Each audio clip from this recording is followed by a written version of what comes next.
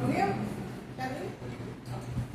So this is our new topic, equivalent weight. ठीक है? Molar mass आप सब लोग जानते हैं. मोलर मास और मोलर मास की हेल्प से हमने पहले क्या सीखा, चलो से रिकॉल करते हैं. पहले नंबर ऑफ मोल्स, ठीक है, 3 फॉर्मूले सीखे आपने नंबर ऑफ मोल्स के. देन मोलैरिटी, हमारा ज्यादा काम रहेगा मोलैरिटी के साथ. अब आप एक नई चीज सीखते जा रहे हैं which is equivalent weight. And equivalent weight का जो फॉर्मूला है, जो डेफिनेशन है, it changes with nature of compound. ठीक है, हर केस में आप कैलकुलेट कर सकते हैं like number of mole, but her case में इसका फॉर्मूला आपको अलग. ठीक है, तो फर्स्ट अगर मैं आपसे बात करूं मेटल्स की, तो मेटल के केस में क्या रहता है, अगर आपको किसी मेटल का इक्विवेलेंट वेट फाइंड करना है तो इसको हम लिखते हैं like this, EQ short form. ठीक है, right. Equivalent weight is equal to molar mass, atomic mass लिखेंगे, एटॉमिक मास ओवर वैलेंस. ठीक है, क्या है, equivalent weight is equal to atomic mass over valence. Let's take the example of calcium. ठीक है, calcium is denoted by Ca21. ठीक है, so what is the atomic mass of calcium by this number. जिससे मैं पूछूं कौन answer करेगा. ठीक है, कौन बताएगा, आप बोलिए. एटॉमिक मास कितना है यहाँ पे, 40 और 20 एटॉमिक नंबर. ठीक है, ये पता है सबको. What is the valency of calcium, 2. तो what is the equivalent weight, कितना आएगा, 40/2 which is 1. समझे? Okay, let's take the example of sodium 11Na23. What is the valency of sodium, बोलिए. सोडियम का वैलेंसी 1. ठीक है, तो in this case equivalent weight is equal to atomic mass. यहाँ तक समझ में आया? ठीक है, कोई confusion? Now I will talk about acid and base. ठीक है, मैंने बोला अलग अलग फॉर्मूले मिलेंगे. हमारा अभी वो कॉन्सेप्ट से रिलेशन इसमें जाने की जरूरत रहेगी आपको. That is for acid and base. ठीक है, तो आप सब लोग मेरा ध्यान से अटेंटिव हो जाइए और समझिए क्या है. ठीक है, equivalent weight of an acid. ठीक, is molar mass divided by. Acids को आप कैसे डिफाइन करते हैं. अगर मैं आपसे पूछूं व्हाट आर द एसिड्स, तो हम लोग डिफाइन करते हैं. Okay, anything else. एसिड की प्रॉपर्टीज बोलिए, 10th में पढ़ के आएगा. Yes, acids are proton donor, H positive ion donor. Acids क्या होते हैं, जो सॉल्यूशन में क्या देते हैं आपको, H+. ठीक है, यहाँ तक समझा, सबको पता है. अब क्या है, equivalent weight of acid is equal to molar mass upon number of replaceable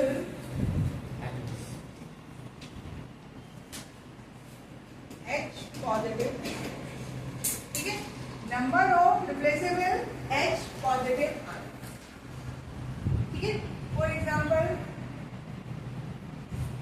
देखिए HCl. ठीक है, HCl on dissociation gives H positive and Cl negative. Is that clear? HCl कितना प्रोटॉन ले रहा है, 1. ठीक है, तो HCl के केस में नंबर ऑफ रिप्लेसेबल हाइड्रोजन कितने होंगे, 1. यानी I should say in this case of HCl क्या हुआ, equivalent weight becomes equal to molar mass. Is that clear to everyone? ठीक है, क्या है, equivalent weight is equal to molar mass, क्योंकि यहाँ पर नंबर ऑफ रिप्लेसेबल हाइड्रोजन कितने हैं, 1. ठीक, what about the HNO3, how many replaceable hydrogen HNO3 में 1. तो यहाँ पर एक और एग्जांपल इसका लिख सकते हैं आप, आपको देख के समझ में आ रहा है. HNO3 और HCl के केस में जो मोलर मास है that will behave as equivalent. Clear? ठीक है, अब आइए let's talk about one more acid which is H2SO4. Hydrogen 2. 2। तो अब आपका फॉर्मूला क्या बैठेगा? अगर आपको इक्विवेलेंट वेट फाइंड करना है H2SO4 का, then 98 is the molar mass of H2SO4, हाँ. कैलकुलेट कर सकते हैं सब हाँ, लोग, 1 2. एंड डिवाइडेड बाय 2, तो क्या वैल्यू मिली आपको? 49. ठीक है, यहाँ तक कोई कंफ्यूजन? अब जो मैं आपको बताने वाली हूँ इसके ऊपर जनरली कॉम्पिटिटिव यहाँ पे क्वेश्चन आता है, ठीक है? देखिएगा, ये तो आपके नॉन एसिड है, मिनरल एसिड बोला जाता है, जानते हैं आप इनका नाम? ये तीनों एसिड को क्या बोला जाता है? Mineral acids. एक एसिड आपका विनेगर भी है, चाइनीज फूड में खाते हैं आप लोग, क्या एसिडिक एसिड, हाँ, बट उसको मिनरल एसिड नहीं बोलते। Those are the example of organic acid, ठीक है? चलिए, what about this H3PO4 mineral acid? What is the name? Orthophosphoric acid, ठीक है? How many replaceable hydrogen you can see? मतलब इसका टेम्परेचर थोड़ा क्या 90% क्या कर रहा है ये? थोड़ा डिक्रीज क्यों? ये रिमोट प्लीज ऑन ऑफ करना करता है। हाँ जी, H3PO4। अभी मैं आपको सब स्पेशल केसेस डिस्कस करने वाली हूँ, ठीक है? H3PO4 में एक बार आप इसका स्ट्रक्चर भी ड्रॉ कीजिए, देखिए ध्यान से समझना इसको, इसके ऊपर बहुत क्वेश्चन आता है।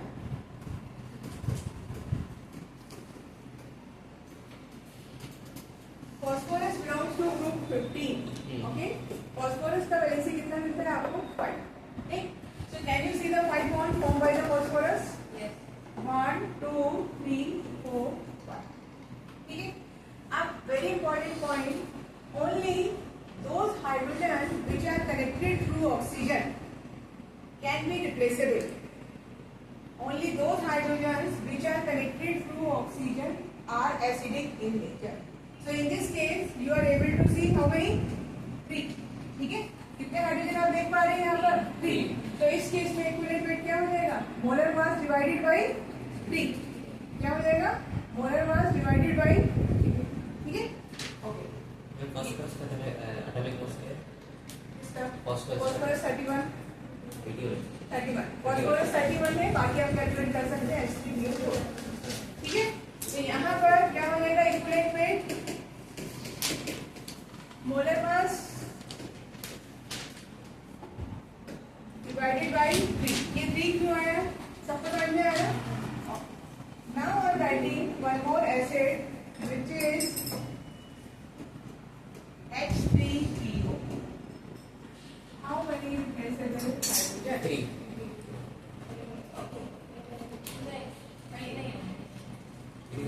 स्ट्रक्चर ड्रॉ करना पड़ेगा। मेन पॉइंट यही है कि आप सिर्फ यहाँ इसको चेक करके आंसर नहीं करते। That is true only for HCl, H2SO4 and HNO3, वहाँ चलेगा। ये जो केसेस है यहाँ पर अलग है। Again you have to look into the structure. Similar structure है, सेम कहानी है, लेकिन एक प्लेस पर क्या हुआ? आपका हाइड्रोजन डायरेक्टली किससे कनेक्टेड है?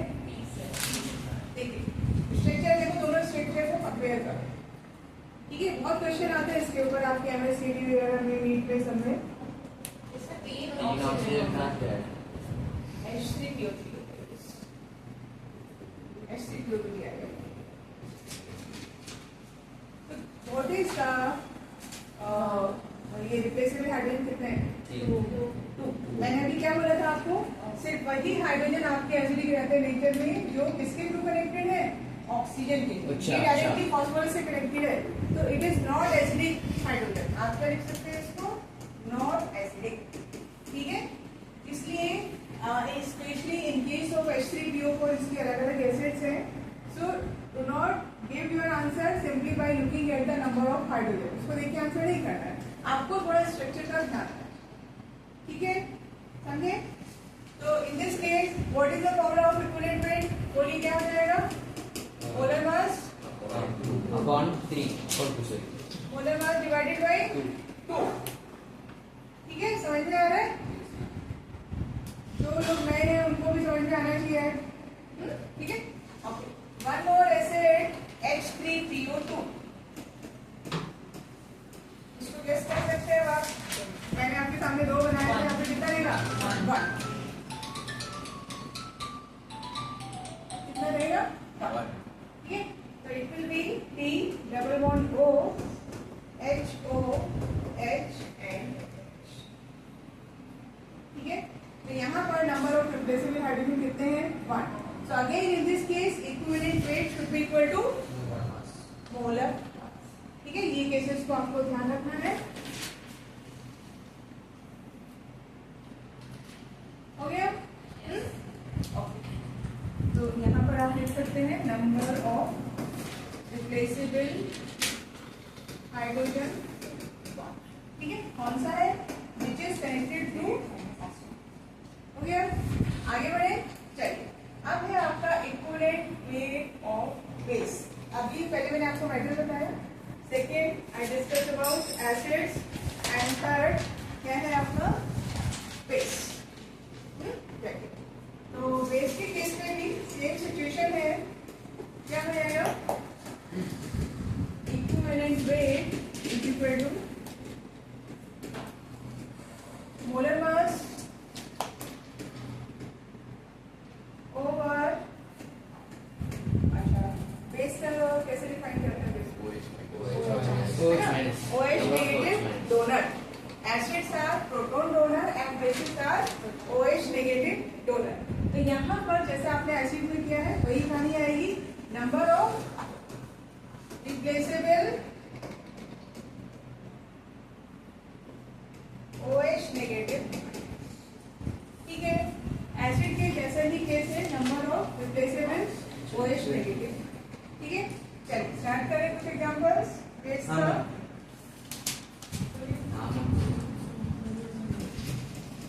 NaOH, ठीक है। How many replaceable OH? 1. So in this case again यहाँ पर मान रखेंगे तो क्या होगा, equivalent weight will be equal to molar, ठीक है। नेक्स्ट है आपका CaOH होल ट्वाइस। बनाइए फॉर्मूला क्या आएगा, फॉर्मूला बोलो इसका क्या आएगा, मोलर मास अपॉन 2, क्योंकि यहाँ पर नंबर ऑफ OH कितने हैं 2। Calcium hydroxide would release 2 OH negative ions in the solution. So in this case equivalent weight is equal to molar mass upon 2, fine, ठीक है। What about the AlOH whole size? 3 upon 3, देखिए formula क्या आएगा, equivalent weight upon 3, Al is 27, ठीक है। Aluminium का atomic mass कितना है 27, तो इक्विवेलेंट वेट कितना आएगा? मैम सिलिकॉन का 24 है, हाँ सिलिकॉन का एटॉमिक मास 24 है। सिलिकॉन हाँ एटॉमिक नंबर, हाँ वही एटॉमिक मास सिलिकॉन है आपका 28 है शायद, 28, ओके।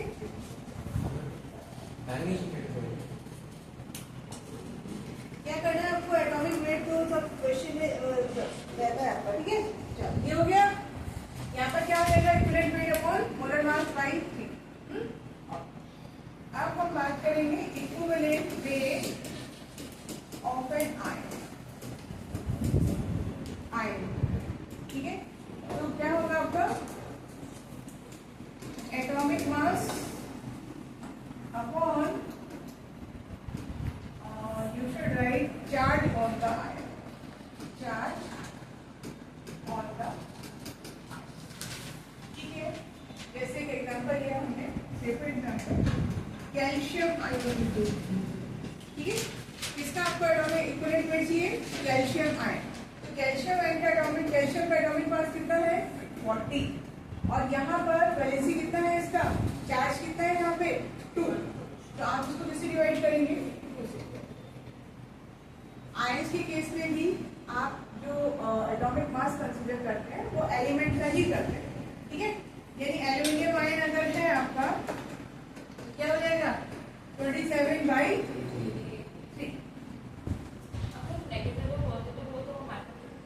नेगेटिव है तो नेगेटिव के हिसाब से आप करोगे। जैसे ये है आपका O2 नेगेटिव, ठीक है।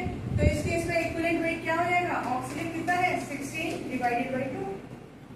अच्छा तो माइनस या प्लस हो नहीं माइनस प्लस नहीं, आपको सिर्फ क्या चाहिए, चार्ज ऑन द आटम।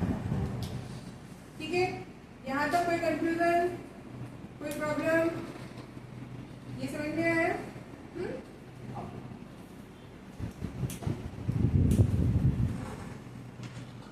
अब थोड़ा सा अभी आपने पढ़ा नहीं है, आगे टीचर भी पढ़ने वाले हैं रेडॉक्स रिएक्शन। रेडॉक्स का मतलब क्या आपने? मैम ऑक्सीडेशन और रिडक्शन दोनों एक ही है। ठीक है, the reaction which involves oxidation as well as reduction, वहां पर भी आपको इक्विवेलेंट वेट की रिक्वायरमेंट होती है। ठीक है, तो उसका जो फॉर्मूला आता है वो देखिए, equivalent weight is equal to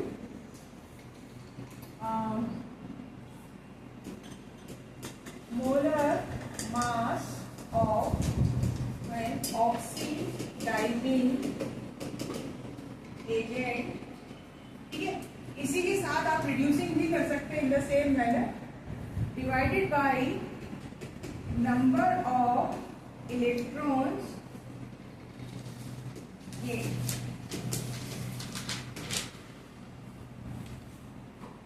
oxidising agent क्या करता है? एजेंट का मतलब which helps in the oxidation of other molecule and itself get reduced, correct? तो वो रिडक्शन में, reduction is the gaining of electron, so that's why I have written like this, number of electron gained. If you are talking about in terms of reducing agent, तो यहाँ पर क्या हो जाएगा, number of electron loss। ठीक है, similar definition है, ये बाद में यूज होगा बट मैं अभी आपको लिखवा रही हूँ। ठीक, नेक्स्ट है आपका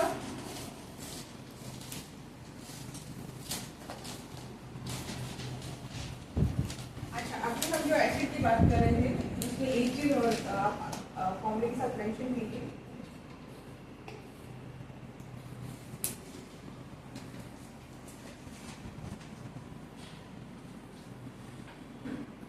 फॉर्मूला लिखा है ना आपने, ठीक है? तो ये नंबर ऑफ रिप्लेसेबल हाइड्रोजन को यहाँ पर एक और वर्ड से एक और वर्ड इसके लिए यूज करते हैं, बेसिसिटी। ठीक है, ध्यान रखिएगा।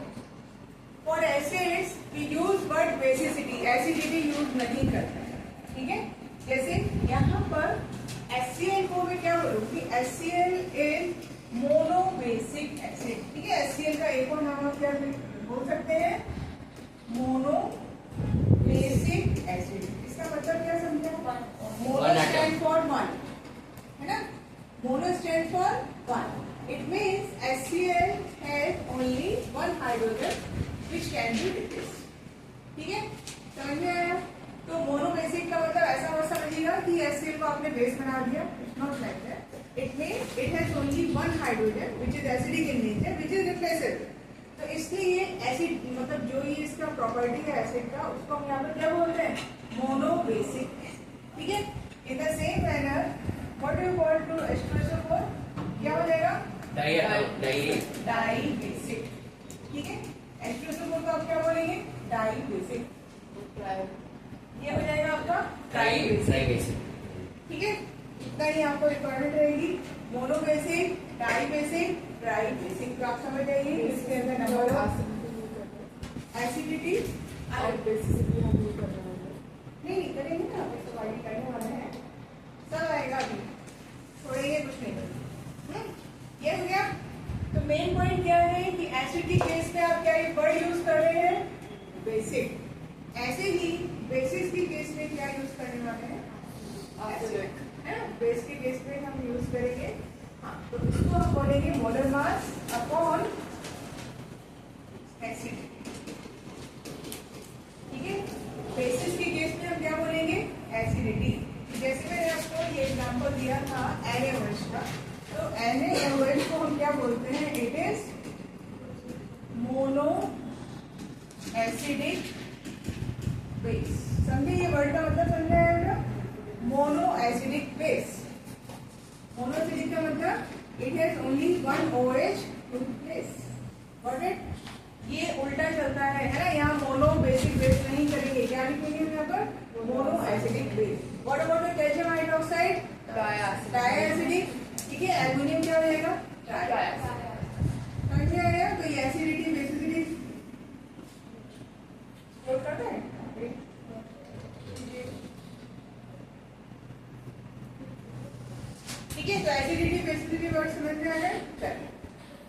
एक दो फॉर्मूले और लिखेंगे। हाँ, ये हो गया आपका रेडॉक्स वाला, ठीक है। अब मम्मी अभी आने वाली है नंबर आपने आने वाले मतलब 11 ग्रेजुएट में नहीं, यानी चाहिए रेगुलर एग्जाम में नहीं है, लेकिन सीखना है अपने को, ठीक है। नॉट फॉर अब नेक्स्ट है आपका थ्री फॉर्मूले, जिसमें अभी जो मैं आपको बता रही हूँ इसके ऊपर बेस्ड न्यूमेरिकल आपके मॉड्यूल में है, ठीक है। चलिए नोट करेंगे।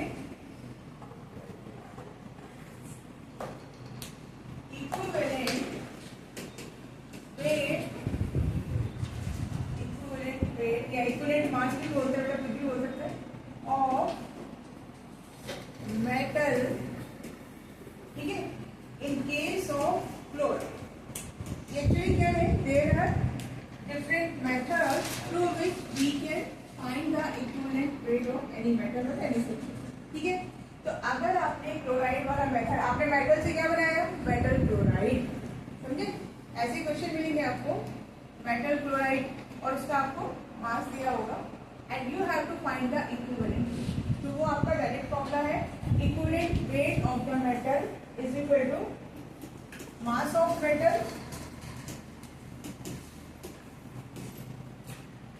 अपॉन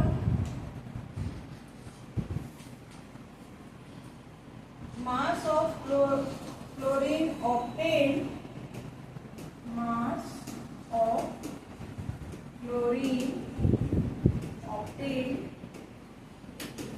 ठीक है, multiplied by 35.5। ये देखिए, ये क्लोराइड वाला आपका मेथड है, ठीक है।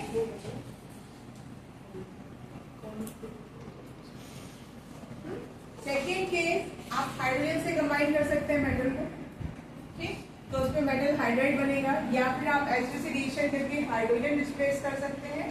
तो सेकेंड केस देखिए, equivalent weight of metal is equal to mass of metal जो कंबाइन हो रहा है उस हाइड्राइड के साथ, upon mass of hydrogen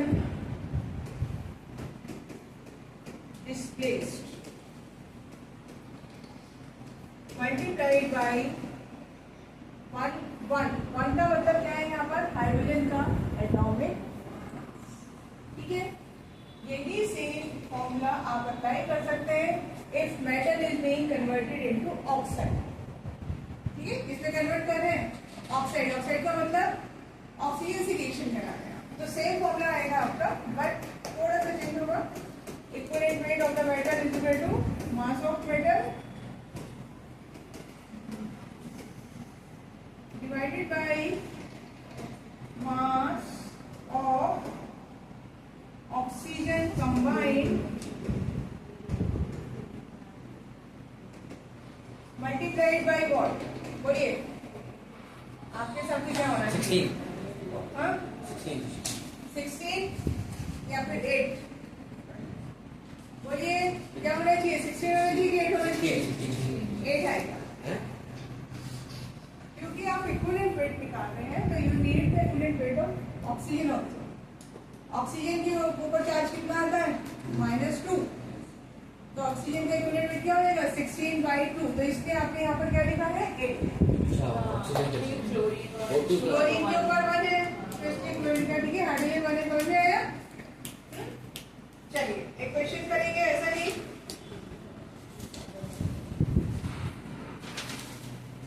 question based on this, ठीक है।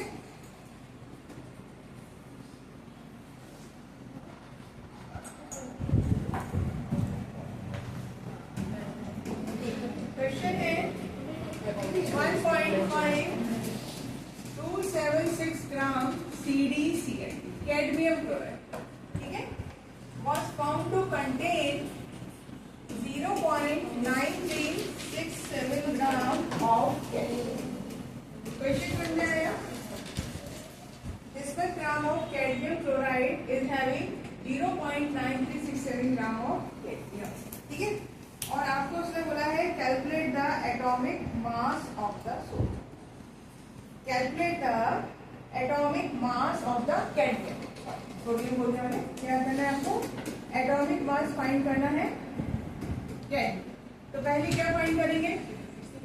Equivalent wait. क्लोराइड वाला बैक करेंगे, ठीक है। तो क्या रिक्वायरमेंट है हमारी? मास ऑफ द मेटल वो है आपके पास, मास ऑफ द मेटल है आपके पास।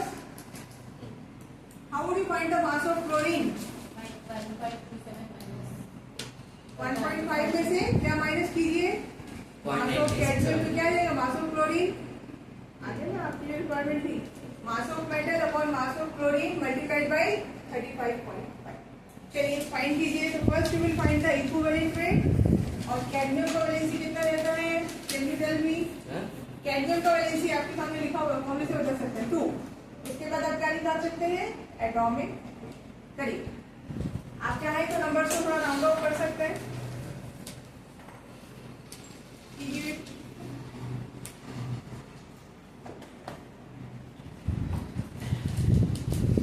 समझ में आया? जिसको नहीं समझ में आया मुझे बताइए।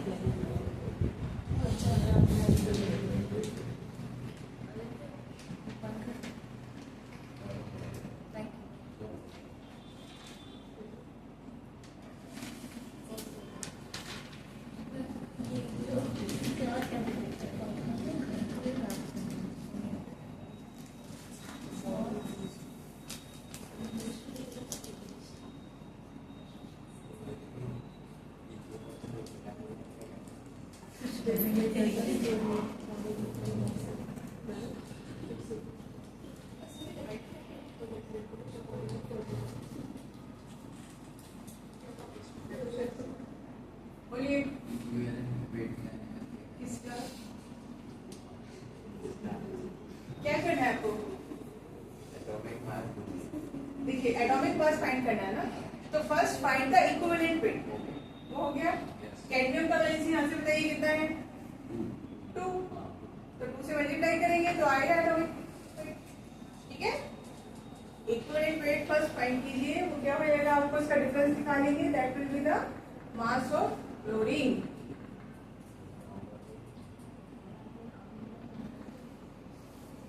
क्या है आंसर? राउंड ऑफ करके 230 राउंड ऑफ करके 230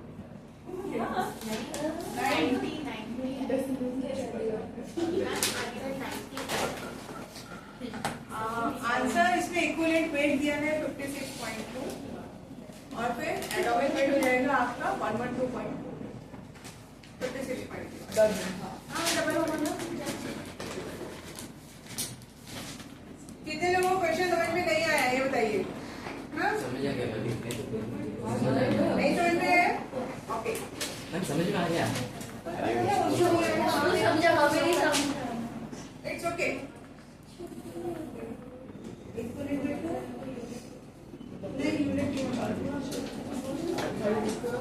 क्या करना है आपको? देखिए ये कैडमियम क्लोराइड है, ठीक है। और कैडमियम क्लोराइड से आपको कितना कैडमियम मिल रहा है? 0.97 ग्राम। तो what is the remaining mass? Remaining mass belongs to chlorine. तो पहले इसको आप सब्ट्रैक्ट कीजिए, वो मास आएगा किसका? क्लोरीन का आएगा। फिर फाइंड द इक्विवेलेंट वेट। तो इक्विवेलेंट वेट क्या हो जाएगा? मास ऑफ मेटल कितना है? 0.9367। इसके बाद जो सब्ट्रैक्ट करके आप निकालेंगे वो मास क्लोरीन का, ठीक है, एंड मल्टीप्लाइड बाय 35.5। इसको कैलकुलेट करेंगे तो it should be equal to 56.2, ठीक है।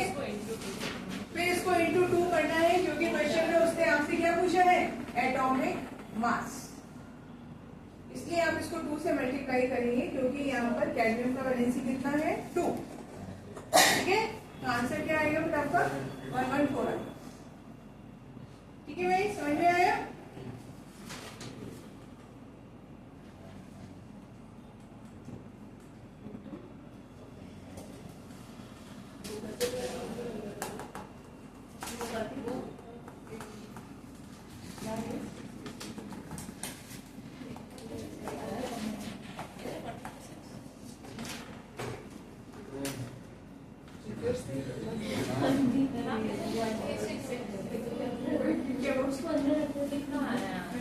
आंसर ये है और इसको भी डबल करो तो 141 कितना 112.4 आएगा। Okay, one more question similar type just for practice. ठीक है, आपके मॉड्यूल का क्वेश्चन है, अगर आप मॉड्यूल से देखना चाहें तो उससे भी देख सकते हैं।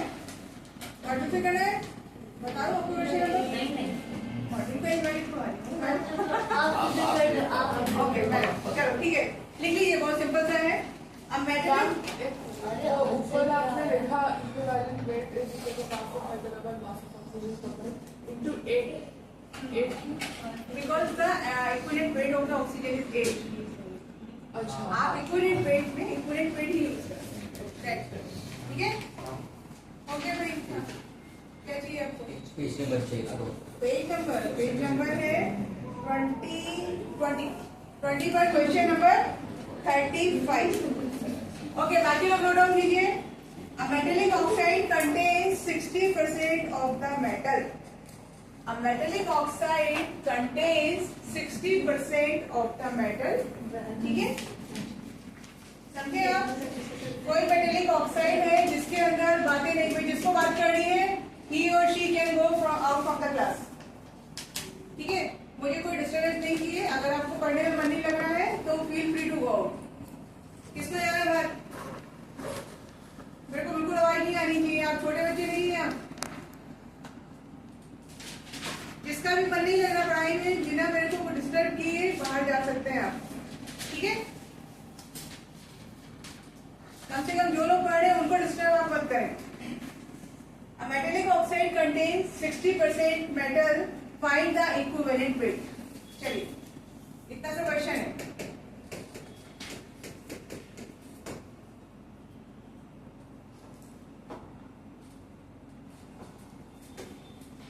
फॉर्मूला आपके पास है। What would you find first? Mass of oxygen क्या हो जाएगा? 40। बहुत आसान सा है, 1 मिनट में होना चाहिए। मास ऑफ ऑक्सीजन क्या मिलेगा यहाँ पर? 40%। ऑक्सीजन को आप कितना कंसीडर करेंगे? 40%। ठीक है, देन इक्विवेलेंट वेट क्या होगा? नहीं, ग्राम मतलब दे सकते हैं बट इक्विवेलेंट वेट यूज नहीं करते ऐसे। ग्राम कर सकते हो आप। ठीक है, क्या है आंसर? क्या करेंगे आप? Amount of metal upon amount of oxygen into. ठीक है, तो कितना मिला आपको? 12।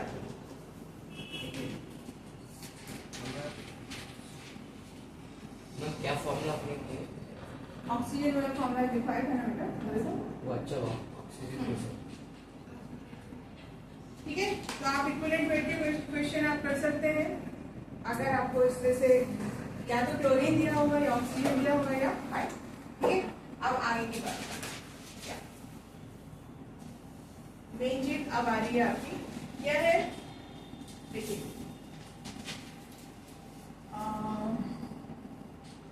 पहले जरा नंबर ऑफ मोल्स आपको एक काम करते हैं, इधर लिखना है। ये अभी मैं वो फॉर्मूले लिख रही हूँ जो आप ऑलरेडी कर चुके हैं। ठीक है, नंबर ऑफ मोल्स का आपने क्या लिखा था? Amount in gram upon atomic mass और मोलर मास। चलो, मैं अभी मोलर मास लिख रही हूँ, क्लियर है ये तो आपको? ठीक है, दूसरा आपने यहाँ पर क्या पढ़ा था? मोलैरिटी। क्या था मोलैरिटी का formula? Solute upon 1 litre of solution, volume of liquid. N upon V into L। Litre. ठीक है, एक आपने पढ़ा था मोलैरिटी। अभी एक नोट करें, मोलैरिटी की बात करें, एक आपने पढ़ा था M1V1 is equal to M2V2।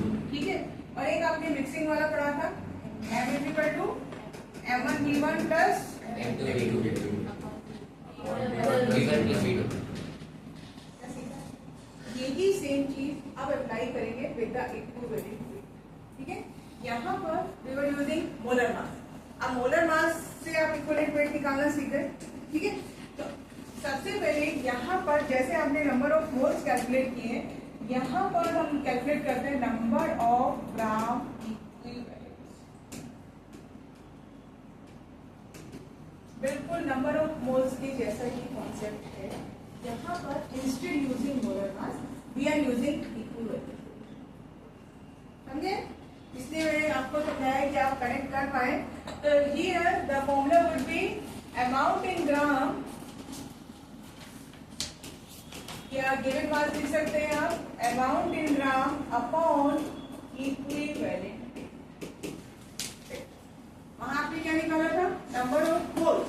Number of moles निकालने के लिए आपने क्या किया? Amount in gram upon molar mass.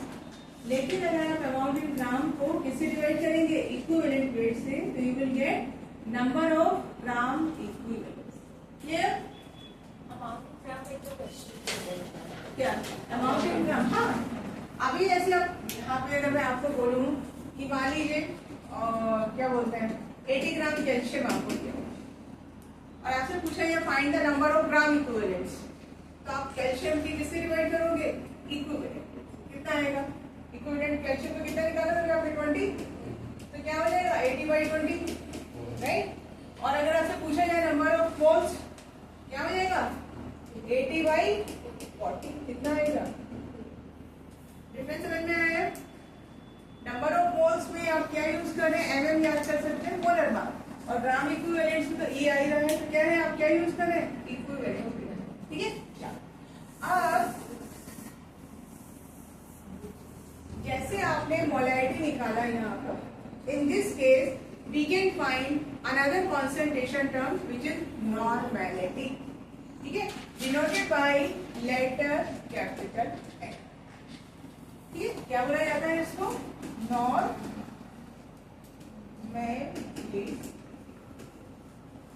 Okay, तो नॉर्मेलिटी क्या हो जाएगा? Number of gram equivalents divided by volume of solution in litre. Molarity के जैसे ही फॉर्मूला चल रहा है, वहां पर हमने नंबर ऑफ मोल्स का लेके क्या लिया है? ग्राम इक्विवेलेंट्स। ठीक है, समझे? ग्राम इक्विवेलेंट्स क्या होता है? ग्राम इक्विवेलेंट्स निकालना ना बेटा, amount in gram of equivalent weight. Definition हाँ, डेफिनेशन क्या है? डेफिनेशन क्या बोलेंगे आप ग्राम इक्विवेलेंट का? It is the ratio of, ऐसे बना सकते हो बस definition, it is the ratio of given mass upon क्या है? क्वांटिटी आ है। क्वांटिटी। ऐसा है जैसे आपने नंबर ऑफ मोल्स निकाला है ना, तो this is the another quantity, और इसका ज्यादा बेनिफिट है इंस्टेड नंबर ऑफ मोल्स। अभी आप पहले यहाँ पे स्टेशन मल्टीप्लाई करते हैं तो you need balance equation. In this case balance equation की जरूरत ही नहीं है, आप कोई भी इक्वेशन से आप कैलकुलेट कर सकते हैं। ठीक है, एक्चुअल कॉन्सेप्ट ये है, उससे फिर वो आया। आपने जो पहले पढ़ा है वो बाद में आया है एक्चुअल कॉन्सेप्ट के। ठीक है, इसके साथ साथ बता रहे नॉर्मेलिटी समझे आप? अब नॉर्मेलिटी का एक डायरेक्ट फॉर्मूला लिखेंगे जैसे आपने मोलैरिटी का लिखा था, इसको ऐसे याद किया था, ANB अपॉन 1000। याद आया आपने क्या करा था वहां पे? Molar mass into molarity into B upon 1000। E वही है आपका इक्विवेलेंट। थोड़ा सोच लो आराम से, चलो कोई टेंशन नहीं। E क्या है यहाँ पर? इक्विवेलेंट। कौन सा? ये this is the mass in gram. Molarity वाले मास में था ना, मोलैरिटी का मैंने फॉर्मूला बताया था ना आपको। यहाँ पे मैंने फॉर्मूला क्या बताया था आपको? M is equal to molar mass into molarity into volume upon 1000 क्या है? Into ml, right. ये उसी एक्चुअल फॉर्मूला ये है, इससे ये बनाने के बाद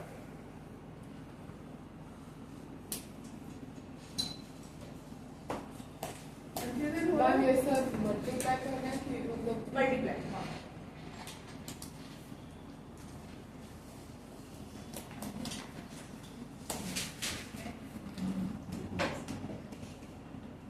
NV अपॉन 1 ठीक है हो गया। फिर जैसे आपने M1 V1 पढ़ा है ऐसे ही यहाँ पर क्या फॉर्मूला मिलेगा आपको N1 V1 is equal to N2 V2। बिल्कुल सब वैसा ही चल रहा है, बस आपको समझ में आना चाहिए कि what is normality and what is molarity. ठीक है, नॉर्मलिटी में आप क्या ले रहे हैं नंबर ऑफ ग्राम इक्विवेलेंट्स और मोलैरिटी में क्या ले रहे हैं नंबर ऑफ मोल्स। ठीक है, सेम फॉर्मूला मिक्सिंग। मिक्सिंग अगर आपने किया दो एसिड का दो बेस का तो क्या हो जाएगा N1 V1 plus N2 V2 upon V1 plus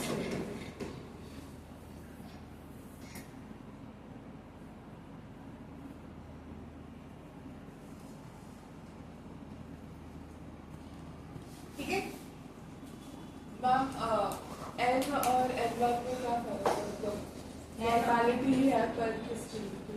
इसमें N1 हाँ N1 ये ऐसा है कि मान लीजिए आपने HCl लिया, हाँ चलो अगर आपको इक्वेशन दिया जाए कि क्या है HCl है, मैंने 1NaHCl 10 ml मिक्स किया। ठीक है, इसके साथ मैंने H2SO4 लिया। ठीक है, मैंने 5 नॉर्मल और 50 ml मिक्स किया, दोनों को मिक्स किया तो दोनों को मिक्स करके एक अलग एसिड आपको मिलेगा। सो what is the normality of that acid? अच्छा okay। तो दोनों को मिक्स करके इसको आप यहाँ पर N मिक्स कर सकते हो। तो जब दो अलग एसिड्स है तो वैसे है, और जब या दो same N base। है, हाँ तो और जब सेम है तो N1 V1 respective V2 ये डाइल्यूशन वाला है बेटा, दैट इज फॉर डाइल्यूशन। अब जैसे ये हमने वो क्वेश्चन N1 V1 किया था कंसंट्रेशन वो मैंने बोला था तो स्पेशल एयर को डाइल्यूट बट सेम एसिड या बेस क्या है? अभी एसिड और बेस मिक्स करेंगे तब अलग कहानी शुरू होगी। अभी जो मैंने आपको केसेस कराए हैं उसमें वी आर मिक्सिंग इधर 2 एसिड्स और 3 एसिड या फिर बेस मिक्स कर रहे हैं। ठीक है, अगर आप एसिड और बेस दोनों को मिक्स करते हैं तब क्या होता है तब न्यूट्रलाइजेशन होता है, तब सिचुएशन अलग है। यहाँ तक बात समझ में आ गई। Now we will learn what is the relation between molarity and normality. ठीक है, आप गेस कर सकते हैं क्या रिलेशन होगा मोलैरिटी और नॉर्मलिटी का? उसका इक्विवेलेंट वेट है हाँ तो ठीक है, सही बोल रहे हो तो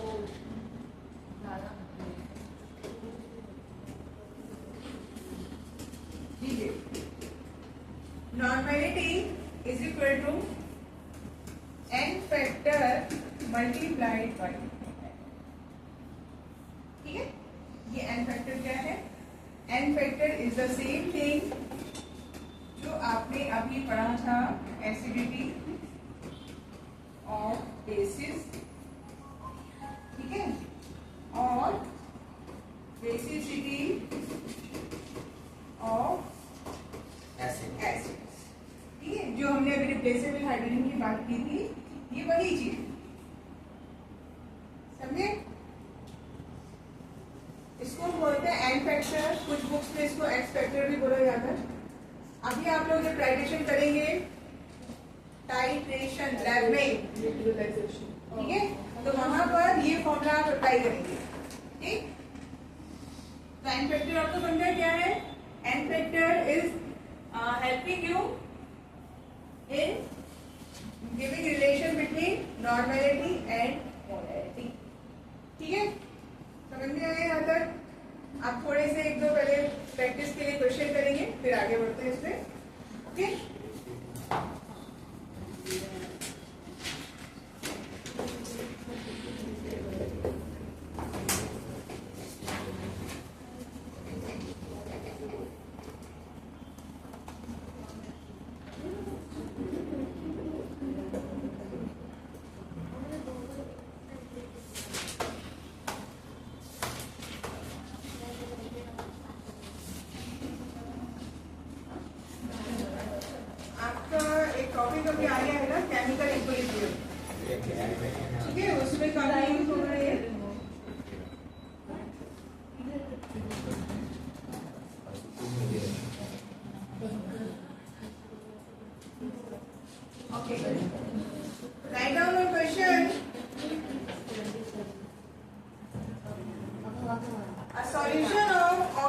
acid.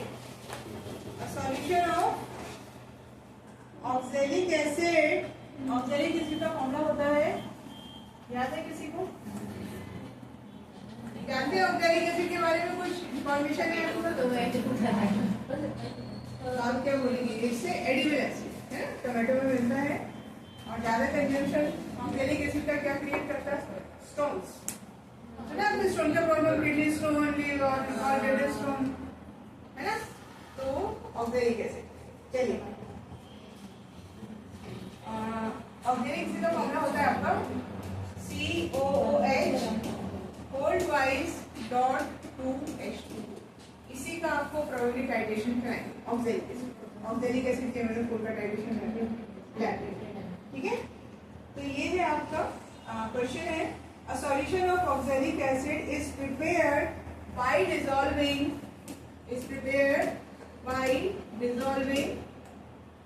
0.63 gram of the acid in 250 cc of the solution. ठीक है, कुछ समझ में आया? आपने 0.63 ग्राम एसिड को वेट किया और उसको किसमें डिसॉल्व किया? कितना टोटल सॉल्यूशन बनाया? 250 सीसी। आपको टाइट्रेशन नहीं करना पड़ेगा, आपको सॉल्ट बताएंगे, आपकी टीचर बोलेगी इतना अमाउंट पे कर दो, लेकिन आप खुद भी कैलकुलेट कर सकते हो कितना अमाउंट पे करना है, वो जो डायरेक्ट फॉर्मूला है उसकी हेल्प से, ठीक है? ओके, अब आपको इस केस में क्या फाइंड करना है? कैलकुलेट मोलैरिटी एंड नॉर्मल, दोनों आपको फाइंड करना है। फॉर्मूले आपके पास है, पहले एक बार दूसरे ट्राई कीजिए। मोलर मास निकालिए।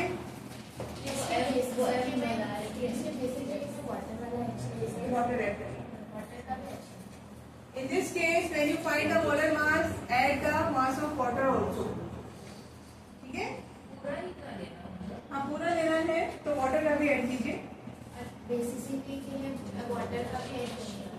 नहीं, वाटर यहाँ पर सिर्फ वाटर ऑफ क्रिस्टलाइजेशन है। Have you ever heard about the water of crystallization? Yes. ठीक है, तो water of crystallization is simply helping in the formation of crystal. उसका कोई बाकी एसिडिटी उसमें यूज नहीं है बेसिकली, है ना? डाइबेसिक एसिड में कौन से हाइड्रोजन आप रिलीज करेंगे? ये वाला। चलिए ट्राई कीजिए। मोलर मास एक बार मुझे बताएंगे कितना आ रहा है? आगे बढ़ने से पहले मुझे मोलर मास पहले आप बताइए, what are you getting for the molar मास?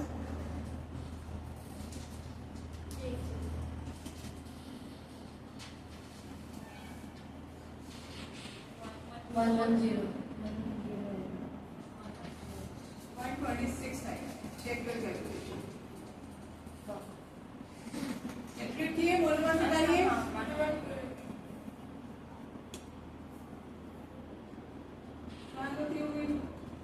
क्या आ रहा है आदित्य?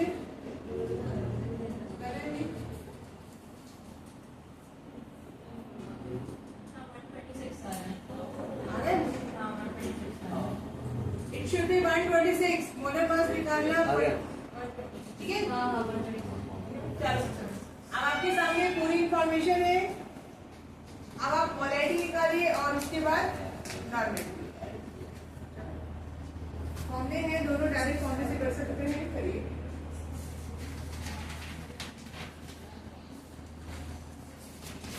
खाने की क्या आगे, ठीक है? आप लोग कीजिए।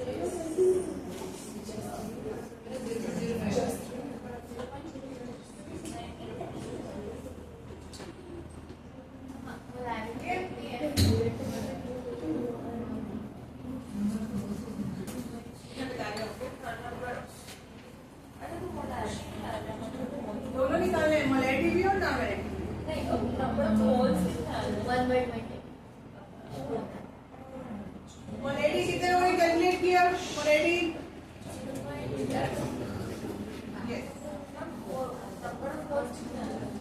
Number of moles आपने मोलर मास कितना निकाला? 126. So what is the amount of gram? 0.6 divided by 126. 0.1.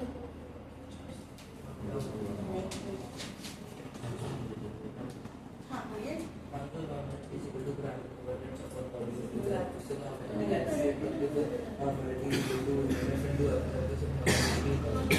कैसे भी जा सकते हो? हाँ. आपने अगर मोलैरिटी कैलकुलेट कर लिया है तो आप वो फॉर्मूला जो है आपका normality is equal to n factor into molarity कौन से भी कर सकते हो. n फैक्टर यहाँ पे रिप्लेसेबल हाइड्रोजन है 2.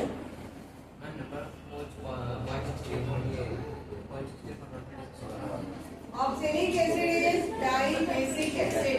ठीक है. 4 नहीं है बेटा, कहाँ 4 है? इसका अच्छा आपको शायद कंफ्यूजन हो रहा है. It is like this COOH COOH. ये है इसका स्ट्रक्चर. ठीक है. तो it is dibasic acid. Okay.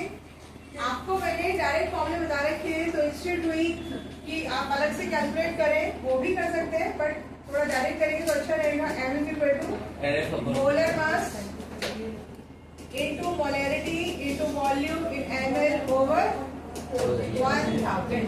इससे कीजिए. ठीक है. तो 0.63 is equal to 126 into molarity 250 over 1000. इसको सॉल्व करके मोलैरिटी का. ओके.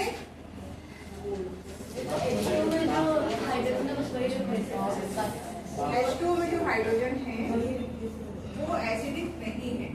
एसिड की वजह से जो आ रहे हाइड्रोजन वो सिर्फ 2. मैंने वही बोला ना that is water of crystallization. हाँ मैं 0.63 पर 126 करते हैं हमें नंबर ऑफ मोल्स मिलते हैं. हाँ और उसके ठीक है वैसे करिए. 0.63 upon 126 is giving you number of moles 0.0. ठीक है. डिवाइडेड बाय 250 हाँ upon 1000. ये लोग आप ऐसे भी वही सेम आंसर आएगा. अगर आप अलग अलग कर रहे हैं कि पहले नंबर ऑफ मोल्स और उसके बाद मोलैरिटी का फॉर्मूला अप्लाई कर रहे हैं then you will get this. तो इसको सॉल्व कर लीजिए. n upon volume in liters. ये वो वाला वो आप कैसे भी कर लो. ठीक है. मोलैरिटी कितनी आ रही है यहाँ से 0.02 मोलर. आप नॉर्मलिटी यहाँ से निकालो भैया. कितना है एसिड ये डाइबेसिक 2 into 0.02. क्या है आंसर 0.02. नॉर्मलिटी हाँ वही है. Yes.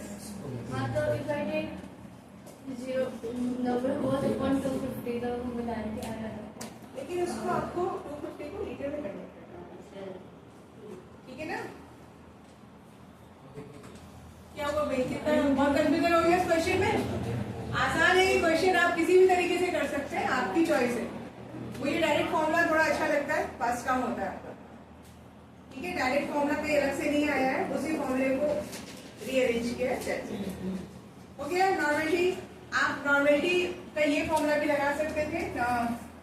M is equal to ENV upon 1000.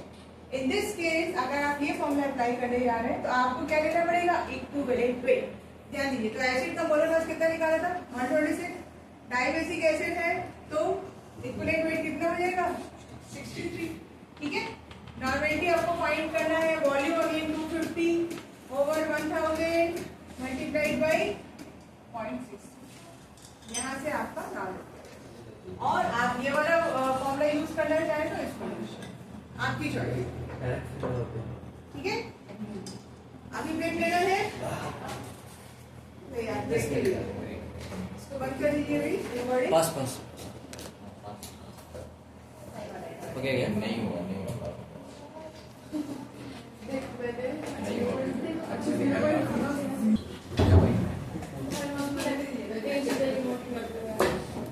On कर दिया. रिमोट ले लो.